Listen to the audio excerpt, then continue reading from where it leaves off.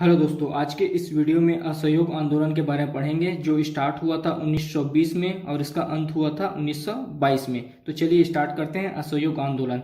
देखिए, असहयोग आंदोलन के नेतृत्व करता थे महात्मा गांधी जी और इसी आंदोलन के दौरान महात्मा गांधी जी ने नारा दिया, एक वर्ष में स्वराज। और यही उनका लक्ष्य था कि एक वर्ष में स्वराज प्राप्त करना है। फिर देखते हैं असहयोग आंदोलन स्टार्ट होने के कारण। तो इसका पहला कारण था जलियांवाला बाग हत्याकांड। जलियांवाला बाग हत्याकांड हुआ था 13 अप्रैल 1919 में। इसमें क्या हुआ था कि जलियांवाला बाग में एक सभा का आयोजन किया गया था जिसमें बहुत सारे आंदोलनकारी इकट्ठा हुए थे। फिर क्या है कि जनरल ओ डायर के आदेश पर जनरल आर डायर ने निहत्थे आंदोलनकारी पर फायरिंग कर दी जिसमें बहुत सारे आंदोलनकारी मारे गए। तो एक कारण है असहयोग आंदोलन स्टार्ट होने का जलियांवाला बाग हत्याकांड। और दूसरा कारण है खिलाफत आंदोलन। देखिए, प्रथम विश्व युद्ध के बाद अंग्रेज सरकार ने टर्की के खलीफा के पद को हटा दिया और टर्की को छोटे छोटे भागों में विभाजित किया, जिसके कारण पूरे विश्व में खिलाफत आंदोलन स्टार्ट हुआ और भारत में भी मोहम्मद अली और शौकत अली के नेतृत्व में खिलाफत आंदोलन स्टार्ट हुआ और जिसके अध्यक्ष बनाए गए महात्मा गांधी को। तो इस समय खिलाफत आंदोलन चल रहा है और असहयोग आंदोलन भी स्टार्ट हुआ। फिर कलकत्ता से असहयोग आंदोलन स्टार्ट होगा। देखिए, 1 अगस्त 1920 को कलकत्ता से असहयोग आंदोलन स्टार्ट हुआ और उसी दिन 1 अगस्त 1920 को बाल गंगाधर तिलक की हो जाती है मृत्यु। फिर गांधी जी के द्वारा तिलक फंड की स्थापना किया जाता है। देखिए, 1 अगस्त 1920 को बाल गंगाधर तिलक की मृत्यु हो जाती है। फिर गांधी जी के द्वारा तिलक फंड की स्थापना करते हैं जिसमें केवल 6 माह में 1 करोड़ रुपए इकट्ठा हो जाते हैं जो असहयोग आंदोलन के दौरान काम में लाए जाएंगे। फिर 4 सितंबर 1920 को कांग्रेस का कलकत्ता अधिवेशन होता है। 4 सितंबर 1920 को कांग्रेस का कलकत्ता अधिवेशन होता है जिसके अध्यक्ष बनाए जाते हैं लाला लाजपत राय। और इसी में गांधी जी के द्वारा असहयोग आंदोलन का प्रस्ताव पेश किया जाता है। जो कांग्रेस के कलकत्ता अधिवेशन होता है उसमें गांधी जी के द्वारा असहयोग आंदोलन का प्रस्ताव पेश किया जाता है जो पारित होगा। 26 दिसंबर 1920 में कांग्रेस का नागपुर अधिवेशन होगा, इसमें वह प्रस्ताव पारित होगा।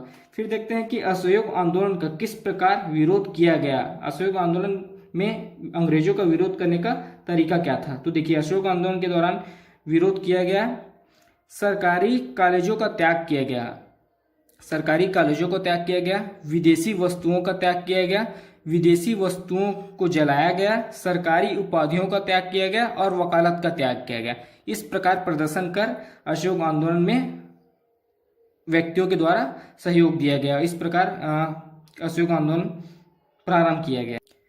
फिर देखते हैं सरकारी उपाधियों का त्याग करने वाले व्यक्ति और वकालत का त्याग करने वाले व्यक्ति। देखिए, महात्मा गांधी के द्वारा जो अंग्रेजों के द्वारा दिया गया था केसर ये हिंद की उपाधि, इस उपाधि का त्याग किया गया और जमनलाल बजाज के द्वारा राय बहादुर की उपाधि का त्याग किया गया। उसके बाद देखते हैं वकालत के त्याग करने वाले व्यक्ति।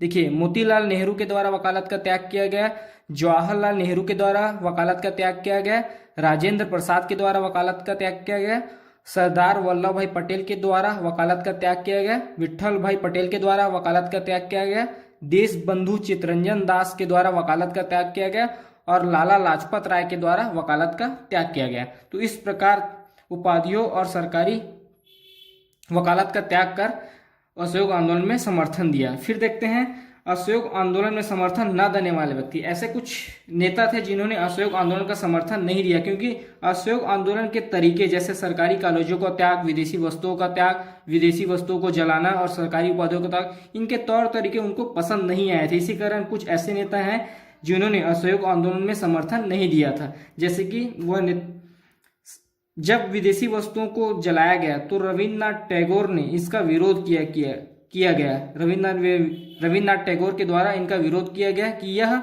निर्गम वस्तुओं की बर्बादी है यह कहकर। फिर मोहम्मद अली जिन्ना के द्वारा समर्थन नहीं दिया गया, एनी बेसेंट के द्वारा समर्थन नहीं दिया गया, विपिन चंद्र पाल के द्वारा समर्थन नहीं दिया गया, सुरेंद्र नाथ बनर्जी के द्वारा समर्थन नहीं दिया गया, शंकर नायर के द्वारा समर्थन नहीं दिया गया और देश बंधु चित्तरंजन दास के द्वारा स्टार्ट में समर्थन नहीं दिया गया था, लेकिन बाद में इनके द्वारा असहयोग आंदोलन को समर्थन दिया गया। देखिए, देश बंधु चित्तरंजन दास, जब कांग्रेस का कलकत्ता अधिवेशन हुआ जिसमें गांधी जी के द्वारा असहयोग आंदोलन का प्रस्ताव पेश किया, इसमें देश बंधु चित्तरंजन दास ने असहयोग आंदोलन का विरोध किया। लेकिन जब कांग्रेस के नागपुर अधिवेशन में असहयोग आंदोलन का प्रस्ताव पास हुआ, उस वक्त देश बंधु चित्तरंजन दास ने असहयोग आंदोलन का समर्थन दिया। तो इस प्रकार कह सकते हैं कि देशबंधु चित्तरंजन दास ने स्टार्टिंग में असहयोग आंदोलन का समर्थन नहीं किया, लेकिन बाद में अपना समर्थन दिया। फिर देखिए उसके बाद आते हैं असहयोग आंदोलन बंद कैसे हुआ। देखिए 5 फरवरी 1922 को एक घटना घट जाती है, चौरा चौरी कांड, जिसके बाद 12 फरवरी 1922 को बारदोली कांग्रेस बैठक होता है, जिसमें असहयोग आंदोलन को समाप्त कर दिया जाता है। अब असहयोग आंदोलन क्यों समाप्त हुआ और चौरा चौरी कांड में क्या क्या हुआ, इसके बारे में नेक्स्ट वीडियो में पढ़ेंगे। आप माइंड में बस रखिए कि 5 फरवरी 1922 को चौरा चौरी कांड हुआ, जिसके कारण असहयोग आंदोलन को समाप्त कर दिया गया। तो ये थी असहयोग आंदोलन और उससे संबंधित घटनाएं। एक बार और देखते हैं असहयोग आंदोलन। देखिए असहयोग आंदोलन के नेतृत्व करता थे महात्मा गांधी जी, और इसी आंदोलन में महात्मा गांधी जी ने लक्ष्य रखा था 1 वर्ष में स्वराज। इसका कारण था जलियांवाला बाग हत्याकांड और खिलाफत आंदोलन। 2 कारण थे, जलियांवाला बाग हत्याकांड और खिलाफत आंदोलन। असहयोग आंदोलन स्टार्ट होने के, असहयोग आंदोलन स्टार्ट होता है 1 अगस्त 1920 को, और उसी दिन मृत्यु हो जाती है बाल गंगाधर तिलक की, और उसी दिन गांधी जी के द्वारा तिलक फंड की स्थापना करते हैं, जिसमें 6 माह में 1 करोड़ रुपया इकट्ठा हो जाते हैं, और यह पैसा असहयोग आंदोलन के दौरान यूज में लाया जाएगा, काम में लाया जाएगा। फिर 4 सितंबर 1920 को होता है कांग्रेस का कलकत्ता अधिवेशन, जिसके अध्यक्ष बनाए जाते हैं लाला लाजपत राय, और इसी कांग्रेस के कलकत्ता अधिवेशन में गांधी जी असहयोग आंदोलन का प्रस्ताव पेश करेंगे, जो पारित होगा 26 दिसंबर 1920 को कांग्रेस के नागपुर अधिवेशन में।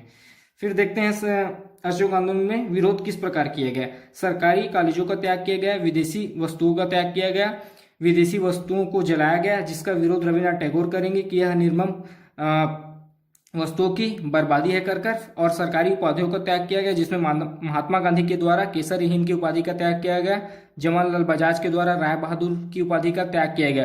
फिर वकालत का त्याग किया गया, और वकालत के त्याग करने वाले व्यक्ति हैं मोतीलाल नेहरू, जवाहरलाल नेहरू, राजेंद्र प्रसाद, सरदार वल्लभ भाई पटेल, विट्ठल भाई पटेल, देशबंधु चित्तरंजन दास और लाला लाजपत राय। और असहयोग आंदोलन का समर्थन न करने वाले कुछ नेता हैं मोहम्मद अली जिन्ना, एनी बेसेंट, विपिन चंद्र पाल, सुरेंद्र नाथ बनर्जी, शंकर नायर। देशबंधु चित्तरंजन दास भी हैं, लेकिन इन्होंने स्टार्ट में समर्थन नहीं किया, फिर बाद में यह समर्थन करेंगे असहयोग आंदोलन का। फिर असहयोग आंदोलन के दौरान 5 फरवरी 1922 को चौरा चौरी कांड की एक घटना घट जाती है, जिसके बाद 12 फरवरी 1922 को बारदोली कांग्रेस बैठक होता है। उसके बाद असहयोग आंदोलन महात्मा गांधी के द्वारा बंद कर दिया जाता है, और इसके बारे में हम लोग नेक्स्ट क्लास में पढ़ेंगे, चौरा चौरी कांड में क्या हुआ और बारदोली बैठक में असहयोग आंदोलन क्यों बंद किया गया। तो ये थी असहयोग आंदोलन और उससे संबंधित घटनाएं। अगर अभी तक आपने हमारे चैनल को सब्सक्राइब नहीं किया है तो प्लीज़ चैनल को सब्सक्राइब करें और वीडियो को लाइक शेयर जरूर करें। धन्यवाद।